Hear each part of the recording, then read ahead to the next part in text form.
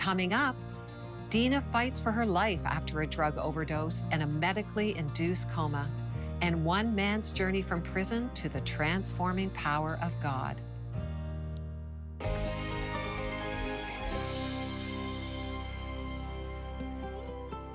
Well, welcome to 700 Club Canada. Today, I want you to be amazed by God. That's right.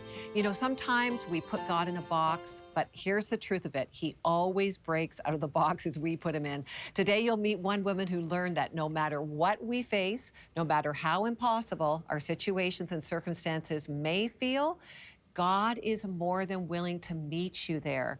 And that truth saved Dina's life. You'll see how a bit later in the program. Also today, you'll meet one man who thought he was invincible until he met God. But first, it's my privilege to speak with Ellen Richardson today. Ellen is the author of the book Tender Whispers of Love, where she shares her personal story of pain that led her to a suicide attempt, leaving her in a wheelchair. Yet 3.5 years later, a friend dubbed her Ellen of Joy. Isn't that great? Ellen has degrees in theology and counseling, and her book is a source of comfort and deep insight into mental illness and suicide. Let's meet Ellen. Hi, Ellen. Thank you for being with us today. Thank you. Thank you, Lorie. I appreciate this opportunity. Absolutely. Well, Ellen, in your book, Tender Whispers of Love, which I'm really enjoying and learning a lot, by the way, you share your personal story of pain and suffering from mental illness to a suicide attempt that left you in a wheelchair. Can you tell us a little of your story? Yes, I was raised in a highly dysfunctional home where there was parentification and scapegoating, even some violence. My entire family bullied me from when I was very little. It led to my being diagnosed when I was 22 with major depression, which is a biochemical disorder and of the brain. And I was put on medication, and that helped.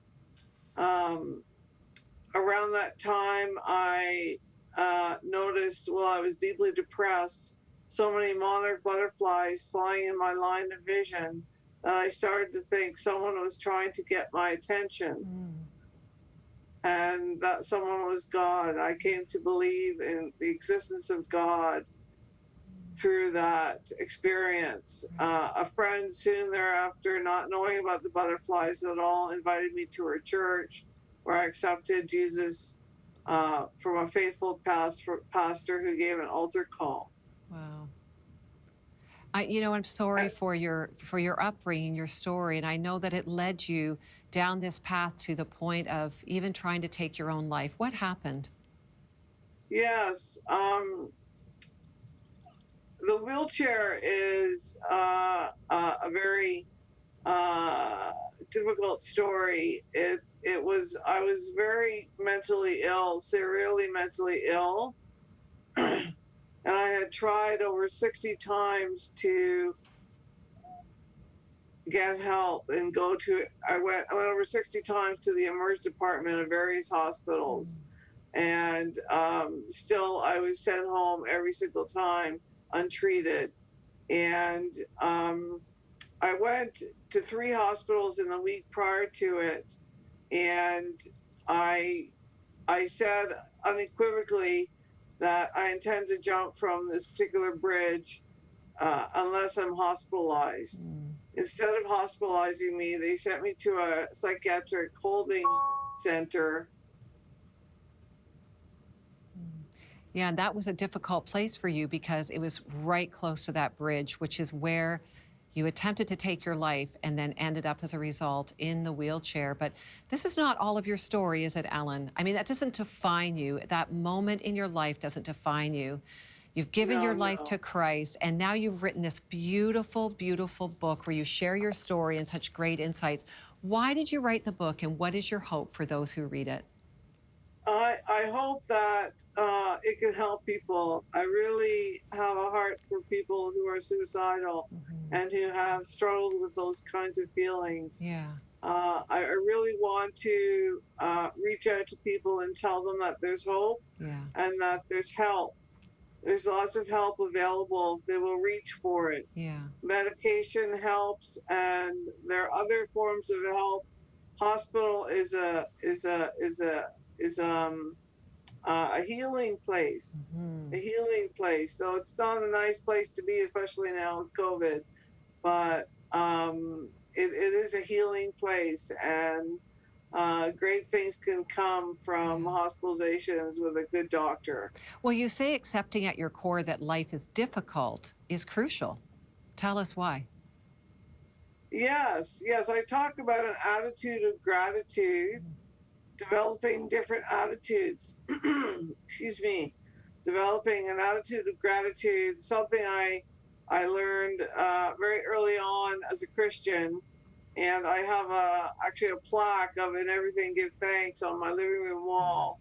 Was something I try to live by. Mhm. I was pulled out of a 3-year suicidal depression by giving thanks for a wheelchair that I could get around in, and that I had good use of my hands, Wow. that I was not quadriplegic. And Wow. that helped me a lot Yeah. just to rise out of the depths. Wow, that's powerful. I mean, the way Christ has transformed you is nothing short of a miracle. And the power of gratitude in your life has been healing to you. What advice would you say to those struggling with suicidal thoughts? Ah, I would say if it's persistent, go to a hospital. You need psychiatric medication, and you need psychiatric professionals around you to help you get through this Mhm. mire. You know, there is a lot of help these days, Right. and people need not fear going to the hospital. They need not fear um, getting the treatments that are available. And there's just lots and lots of hope if Yeah. you just reach for it. That's so good and so important. You know, you have a recipe for life. I read it in your book. It's made up of certain practices that have enabled you to live Yes, a healthy life. Tell us quickly what it is.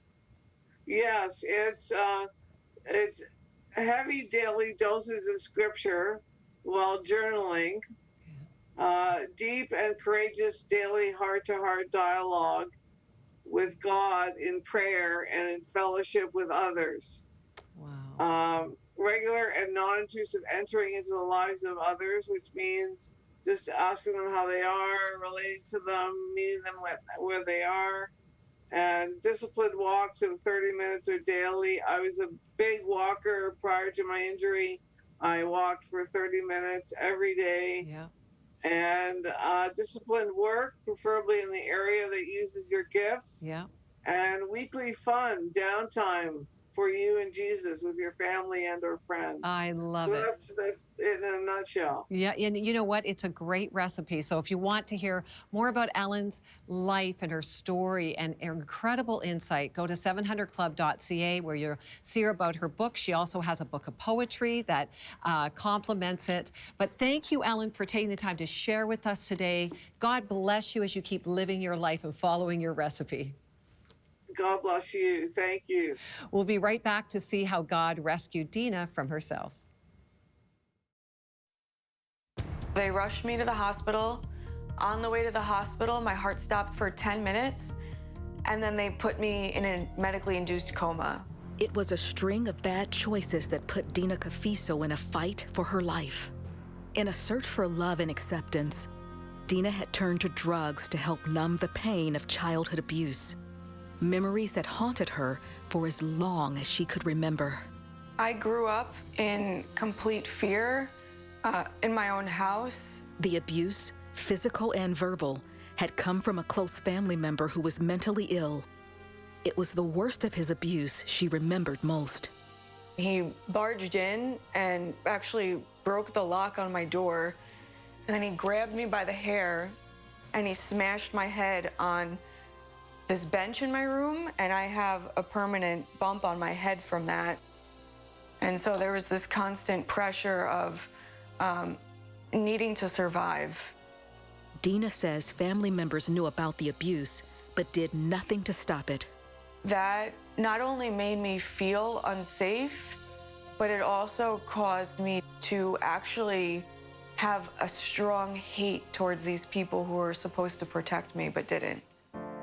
By the time she was 9 years old, Dina was experiencing anxiety and depression.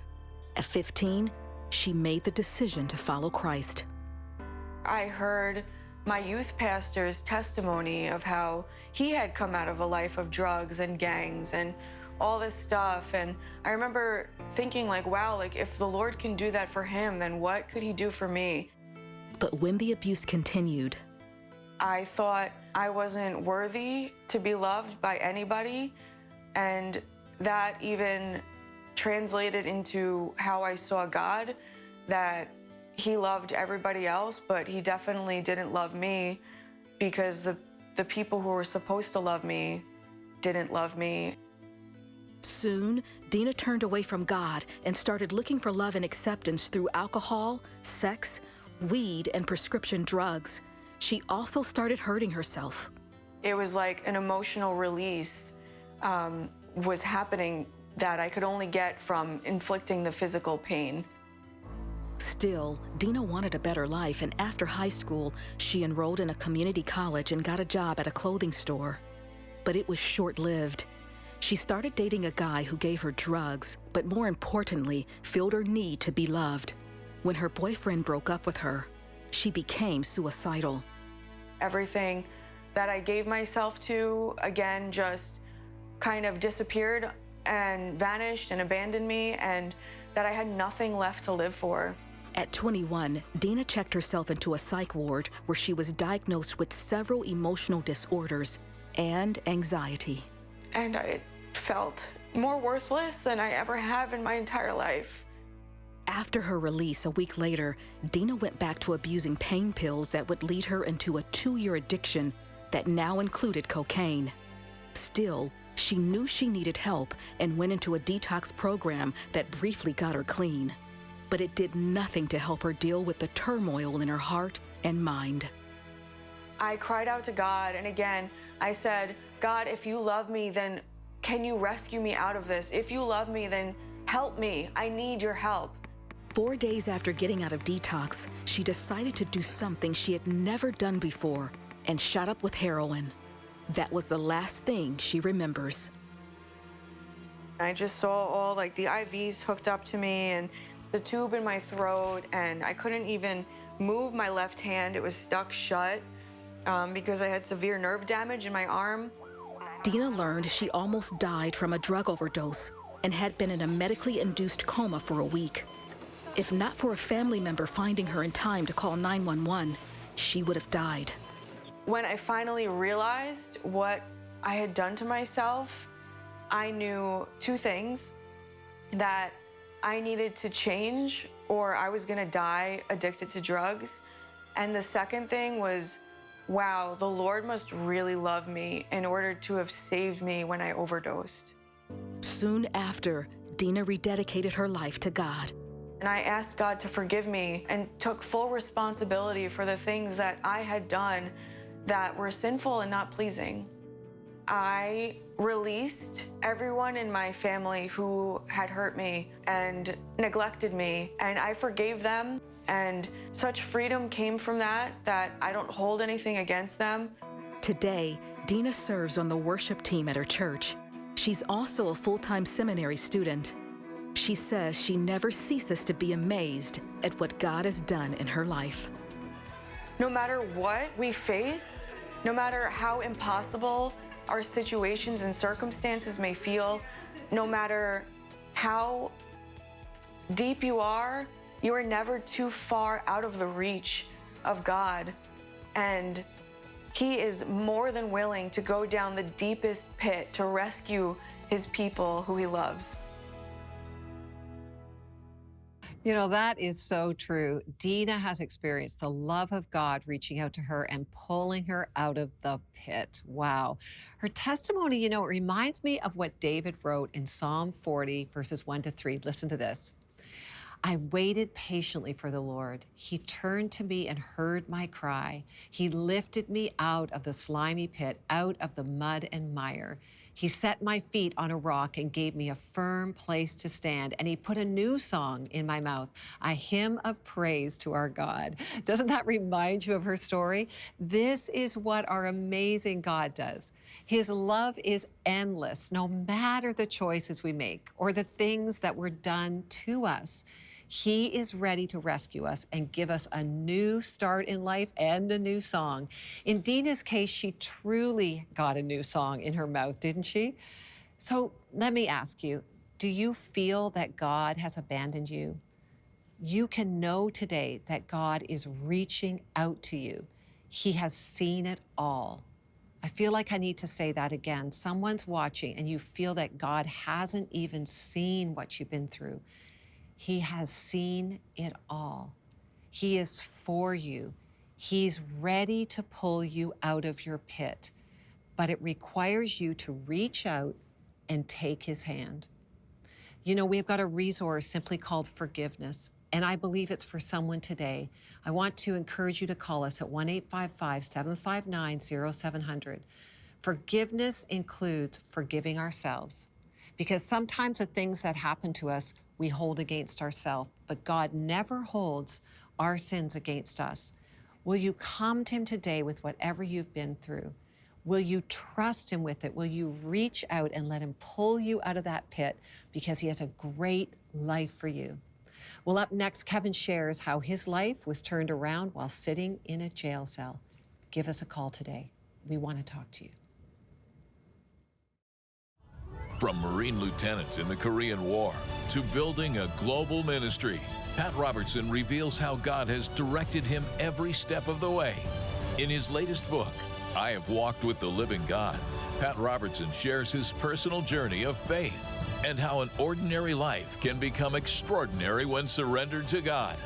In this highly acclaimed book, you'll learn the keys to receiving daily favor, wisdom, and blessing, how to overcome setbacks and lean on God, how you can hear from God in your own life. Plus, enjoy fascinating untold stories from Pat's experiences in business and the political spotlight. Discover how life with God can be exhilarating and full of promise. Get your copy of I Have Walked with the Living God when you become a 700 Club Canada partner. Call or go online today.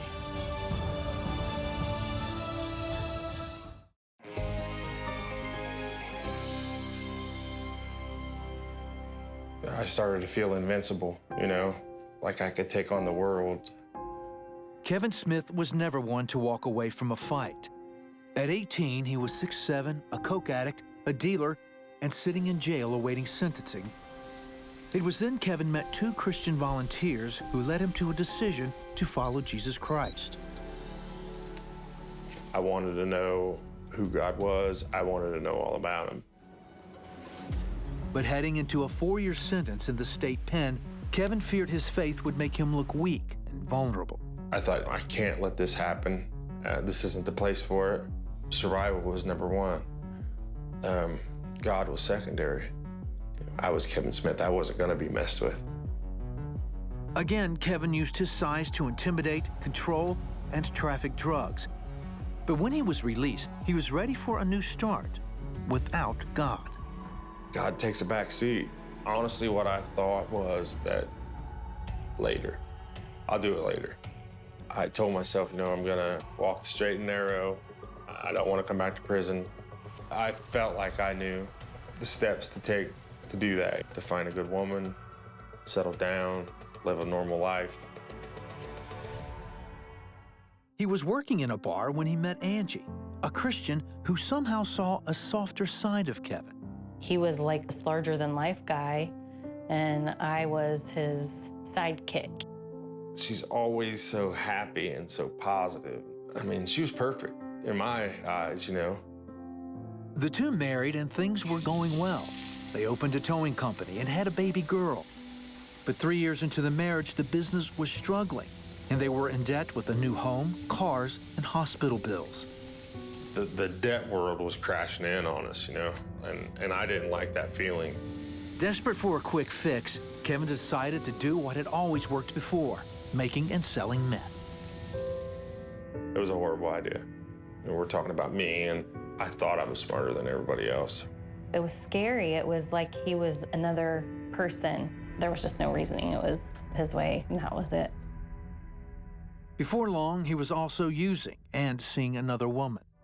Then one morning, just 2 weeks before Angie announced she was pregnant, Kevin walked out on her and their 1-year-old daughter and moved in with his girlfriend. It felt like the heart was literally being ripped out of my chest. Watching him make this new life with this other person, and it was horrible. It was horrific. I was so stupid and selfish. Then, in 2006, Kevin was arrested for dealing meth and sentenced to a minimum of 15 years. For protection, he joined the Aryan Brotherhood and rose quickly through the ranks to become chapter president. I liked the power that came with it. I lived a comfortable life in prison. You know, I had anything I wanted. Anything except a clear conscience. By then, Angie had divorced him, and he knew it was his fault. I basically drug her through hell. I felt horrible about that, and I wanted to make it right. I kept praying for him because, again, he was the kid's father. I felt like they needed to know who their dad was, and bottom line, he needed the Lord. I mean, he needed the prayer.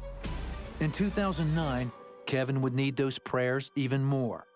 He was attacked and stabbed 17 times by the Brotherhood when he refused to kill a child molester.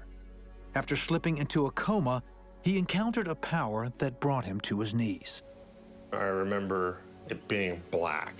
There was something in there, in that blackness, that meant me great harm. And I remember being terrified of it.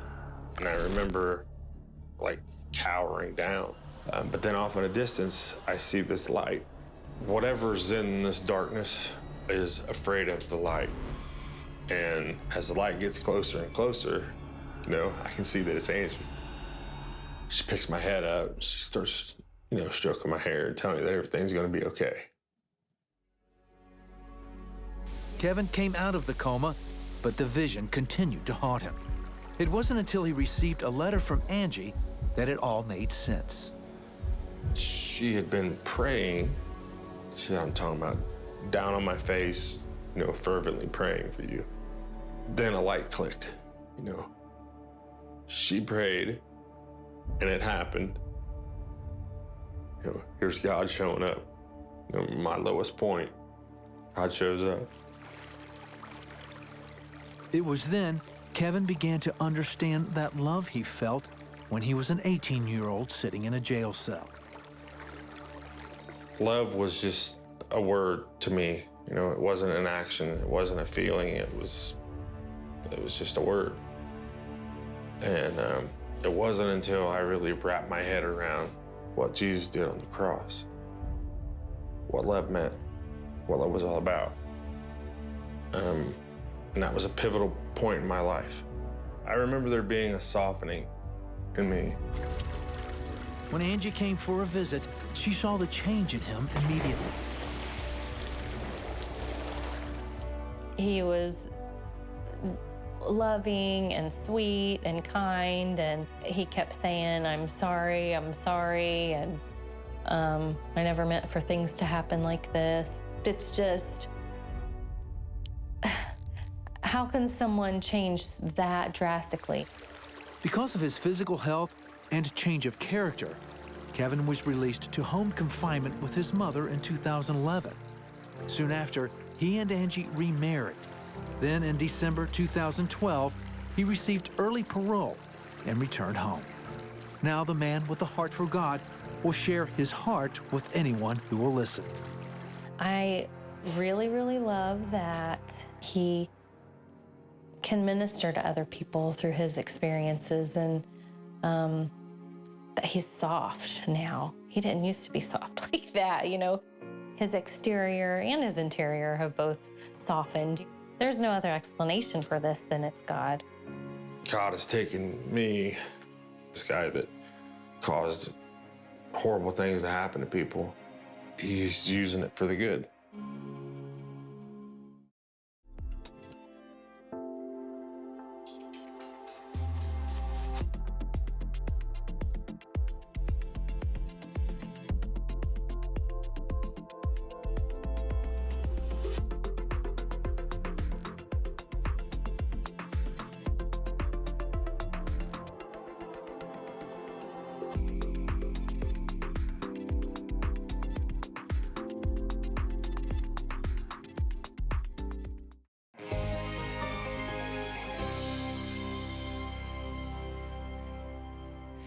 Well, I said at the top of the show that I wanted you to be amazed by God. So are you amazed? I mean, these stories are incredible, right? Every single one of them. And speaking to Ellen today was just so touching to see, from devastation and suicide attempt to now her writing her story and helping others who are struggling with suicide. That is why God is amazing. He takes our mess and turns it into our message. Well, today, that's what you do when you partner with us. You help us declare the message and the good news of Jesus across our nation and around the world. So I want to say a heartfelt thank you to all of you who have partnered with us. And if you're considering joining us as a monthly partner for only $20 a month or your best gift, this is our thank you gift. Pat's autobiography, I've Walked with the Living God. It's a really inspiring story, and it will equip you to move forward even after difficult things, maybe some of the most devastating things in your life. He's going to teach you how to move forward. So call us today, and we would love to send you this gift, 1-855-759-0700. I want to just share some praise reports. We have a 24/7 prayer line always open to you, so never hesitate to call. And Marie said, thank you for being a prayer partner when my family was in need. We were victorious in our trials. Praise Jesus. That's so wonderful. And Marion said, I called in for prayer for my 14-month-old granddaughter, Harper, who is very ill. She's now well. Thank you for your prayers. Well, thank you for letting us know, because when you call in and we pray with you, we want to know what God does, because we know He's amazing, we know He's good, and we know He answers prayer. So thanks for letting us know about that. I want to read to you from Psalm 66:3. It says, say to God, how awesome are your deeds. So great is your power that your enemies cringe before you. Yay, God. Are you amazed by God today? Look around you. He's doing great things around you and through you. Praise Him today. Thanks for watching. To contact us, visit 700club.ca. And I'm sorry for the part that I've had to play in causing such pain and loss to them. And I recognize there's nothing, my apology won't bring anything back. But I know God can bring healing there, even in the broken pieces. And He's done that in my life. And that's my heart's desire for them. I continue to ask God some of the why questions when I feel despair coming on. And I wish I could tell you I have a great answer from Him. All I know is that He never wastes sorrow.